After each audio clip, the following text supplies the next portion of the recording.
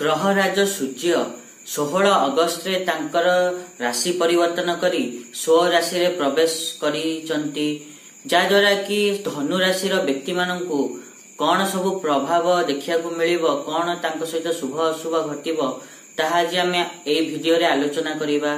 नमस्कार मु सुभाषिष पुंथा स्वागत करछु मो YouTube चैनल को।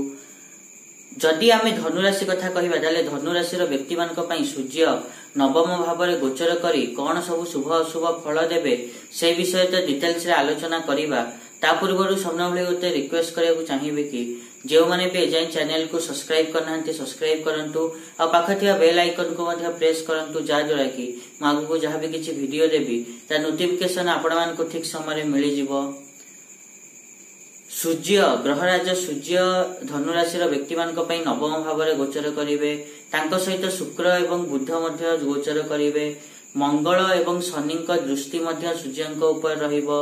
या प्रभाव रे आपण माने जो भी कार्य करूचंती सेथिरे किछि बड़ परिवर्तन देखिया को मिलिबो एवं से परिवर्तन शुभ मध्य हबो।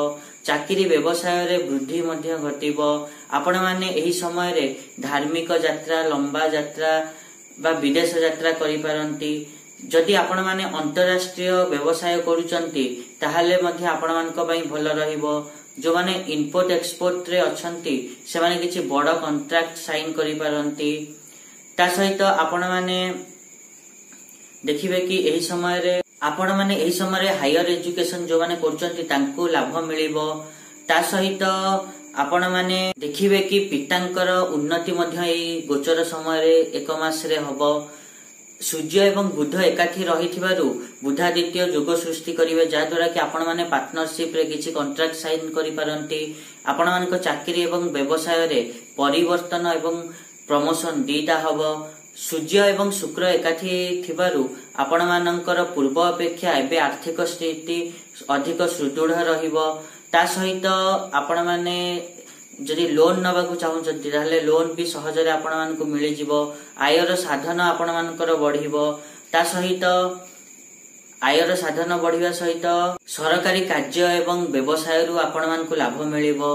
मंगलंक दृष्टि सूर्यंक ऊपर पडुथिबारु आपण मान को एही समय रे रोग ऋण शत्रु सब सफा हेबे। ता सहित शेयर मार्केट रु लाभ पाइबे। शनि को वक्र दृष्टि पडुथिबारु आपण माने देखिबे कि आपण मानकर परिचित भाई बंधु मान सहित मनमालिन्य होई पारे विवाद होई पारे एवं आपणक ना रे मिछ अपवाद मध्य समाज रे व्यापी पारे। ता प्रति ध्यान रखिबे एवं सतर्क रहिबे।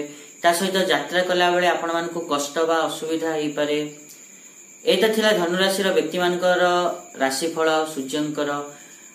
आशा करिबे कि मुझा कहली आपण माने ठीक रे बुझी पारथिबे। आ जदि वीडियो भल लागि छि ताहले निहाती रूपे वीडियो को लाइक करंतु शेयर करंतु आ चैनल को सब्सक्राइब करिया पे तो जमाई भूलंतुनी। आज पई एतिकी देखाबा नेक्स्ट वीडियो रे। रहुची नमस्कार।